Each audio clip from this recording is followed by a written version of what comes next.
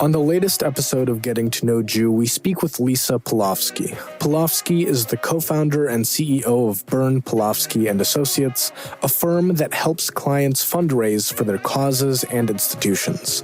Philanthropy is what makes the Jewish community run, so we chat about why Pelofsky's work is so important to Kansas City. Hi, Lisa. Welcome to the podcast. Thank you.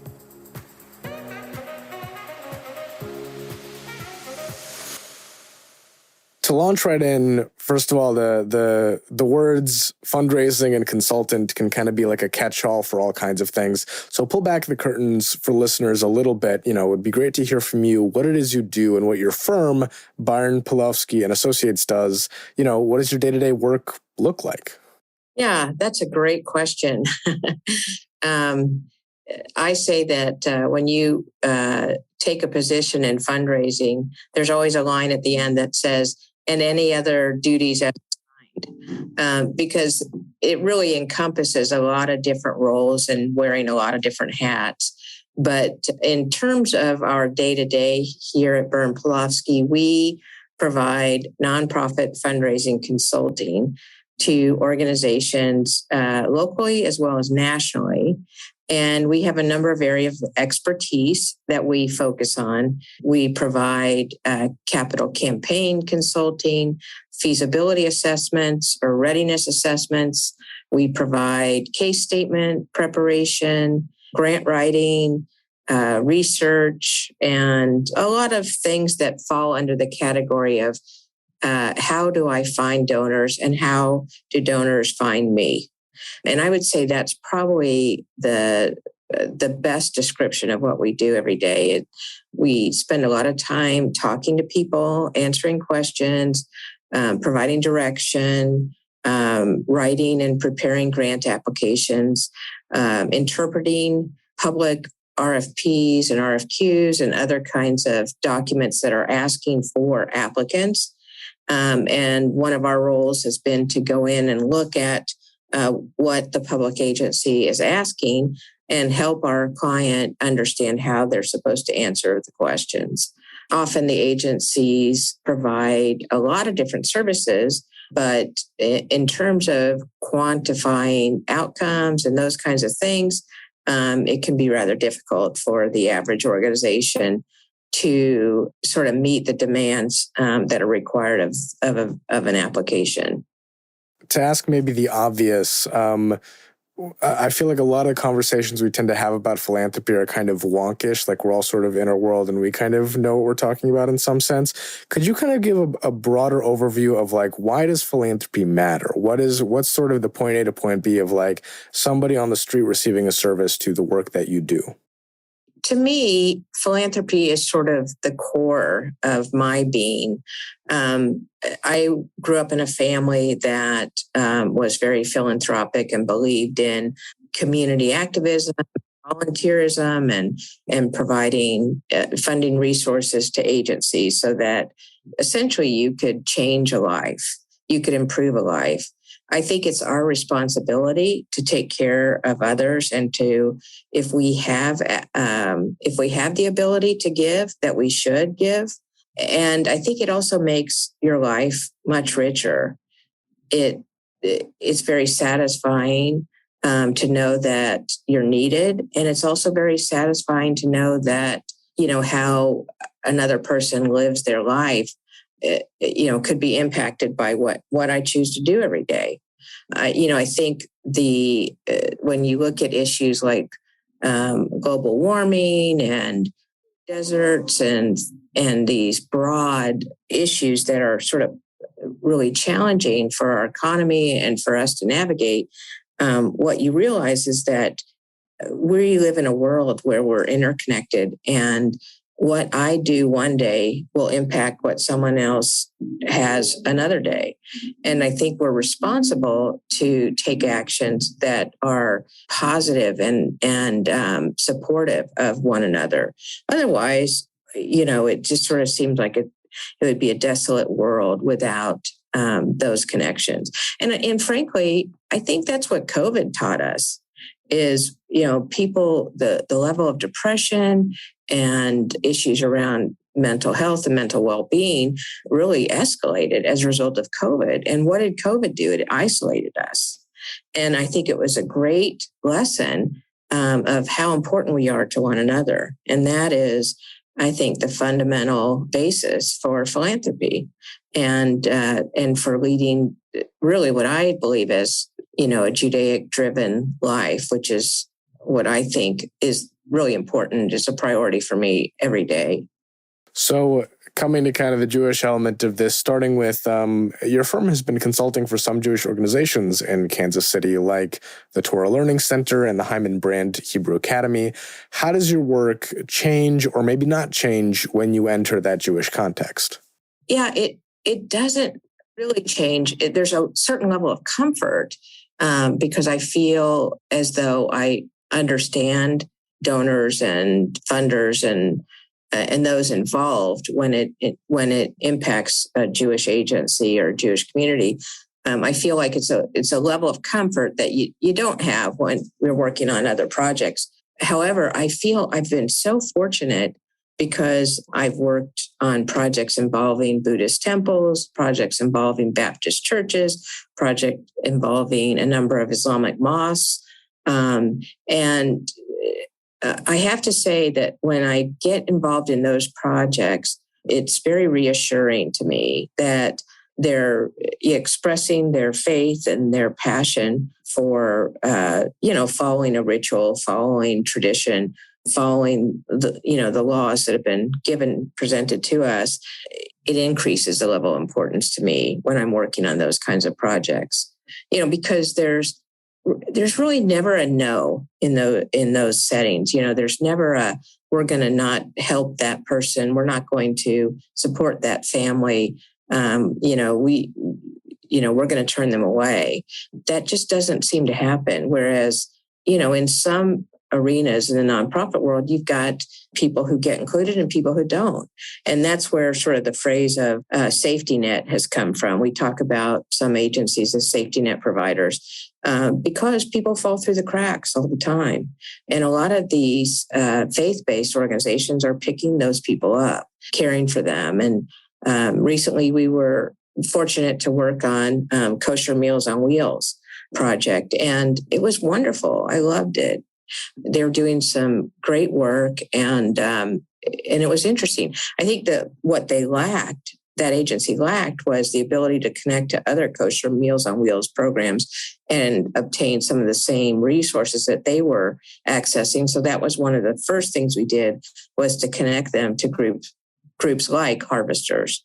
So, that they could get staples that still would be kosher and valued, and just like the other Kosher Meals on Wheels programs.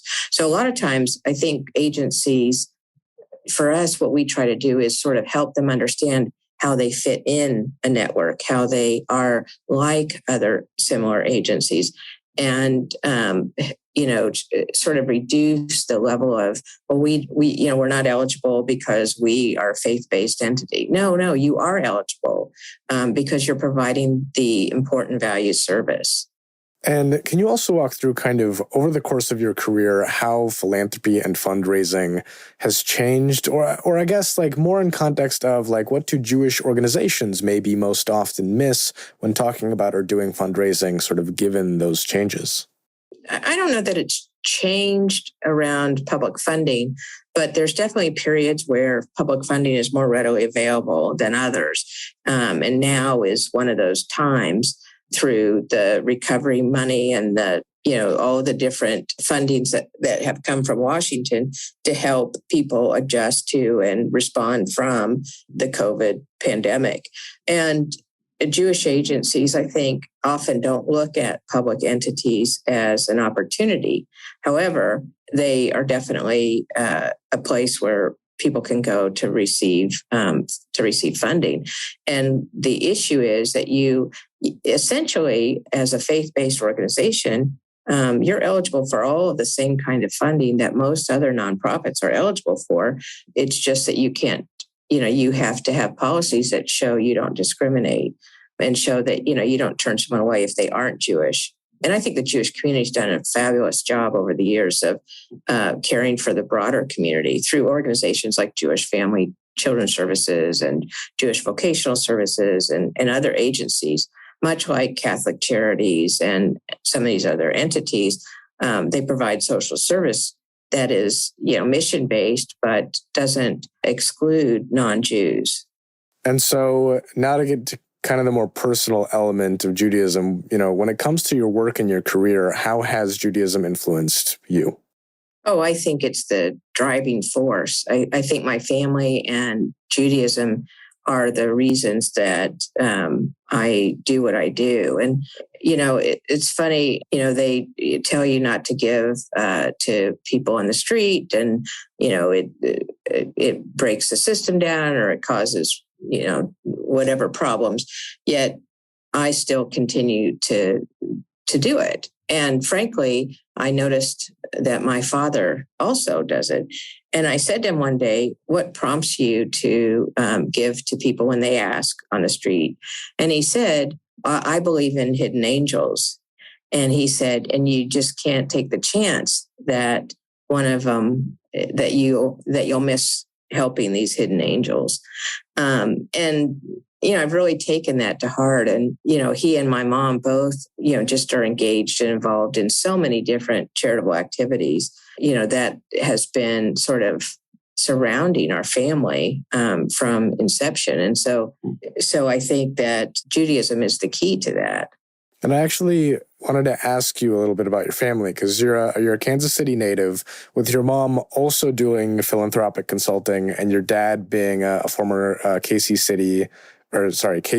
City Council member. That's kind of a weird thing to say, by the way, for listeners. Sorry, because KC is already Kansas City. Sorry.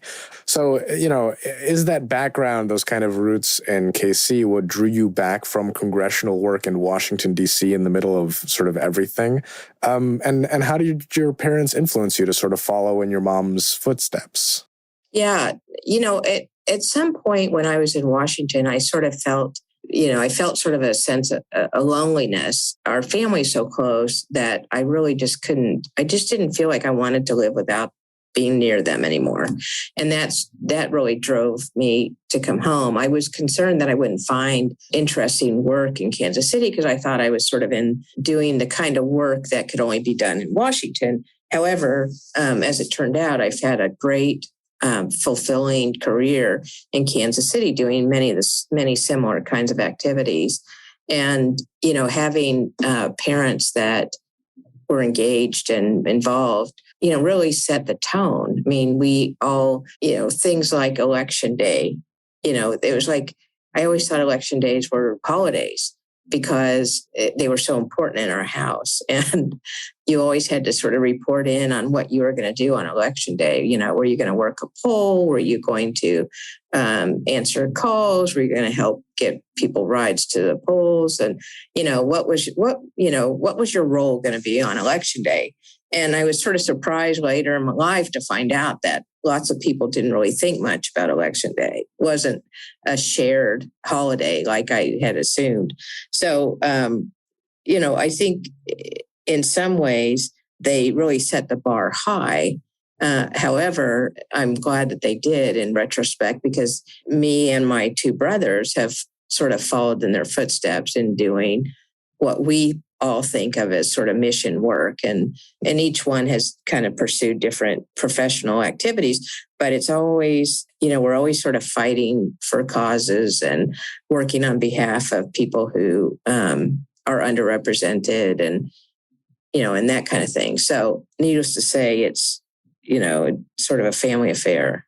I want to ask you kind of a weird question since I have you on here, speaking of kind of wonkish stuff. There's been kind of an underlying conversation in terms of philanthropy for a little while of like, philanthropy is good, but it's almost filling a hole in terms of like when you're talking about like the safety net for people, shouldn't that really be filled by the government with better policy as opposed to saying, oh, we should invest more in philanthropic structures? And so there's kind of interesting tug of war of like many people like you are kind of in philanthropy to help people, but it's almost like the goal at the end of the day is it would be maybe better if we actually had less philanthropy and more actual safety nets, like in terms of policy.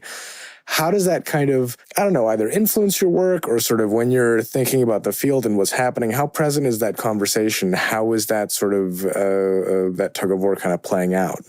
God, that's a classic challenge, I think. One of the issues there is that we sort of assume that, taking care of a problem is someone else's responsibility. I mean, that's really what it kind of comes down to. Whose responsibility is it? Is it the city's? Is it, the individual with capacity? Is it, whose is it? And the answer is it's everybody's.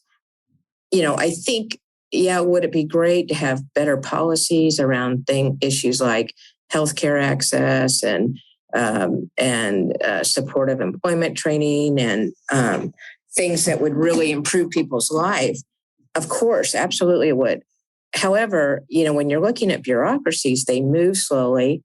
And often, by the time a problem arises, the public entities aren't really in a position to respond as quickly as needed. I mean, that's why you sort of see FEMA responding to natural disasters, the Federal Emergency Management Administration, but you also see the Red Cross working in tandem with FEMA because the Red Cross is a nonprofit. It has more flexibility. It can recruit volunteers. It can do a lot of things that a traditional agency like FEMA can't do and can't do quickly enough. So I don't think it's an either or. Unfortunately, I think that would be too simple for us. I do think that it has to be a collaborative effort. We do have to improve policies to protect and care for our communities. But we also have to have agencies like Veterans Community Project in Kansas City that provides housing to homeless veterans.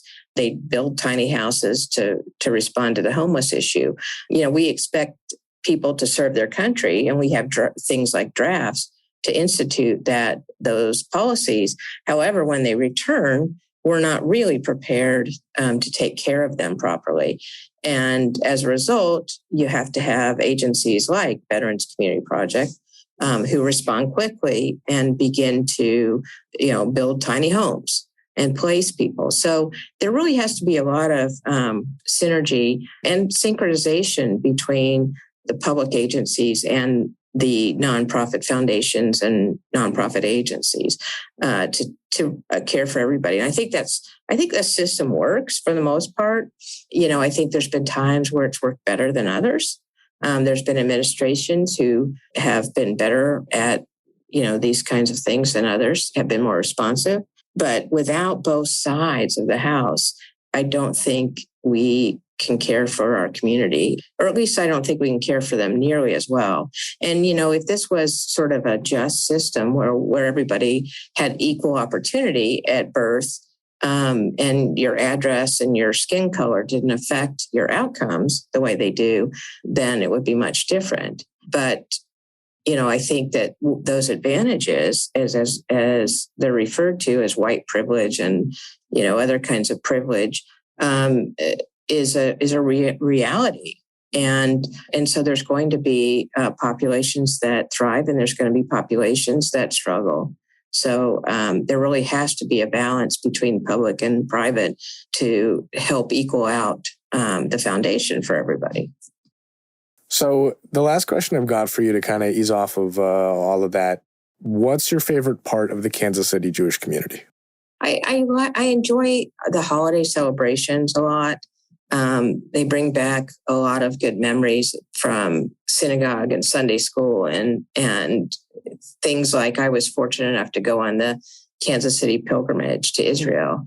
And that's one of the most incredible benefits of our Jewish community is being able to go on those kinds of ventures. I also went to camp at Camp Ramah in Wisconsin and really enjoyed those experiences. I think the holidays help sort of rekindle some of that. So I guess that's probably the most fun for me is to participate in those celebrations and even things like Passover Seder, with your friends and your family around. You start singing Dayenu and other kinds of prayers and songs, and it just brings back a lot of fun memories. The Getting to Know Jew podcast is a product of the Kansas City Jewish Chronicle and the Jewish Federation of Greater Kansas City. It is part of the Jewfolk Podcast Network and produced by Jewfolk Inc. Please rate, review, subscribe, and share. If you have suggestions for future guests, please email the show at webmaster@jewishkc.org.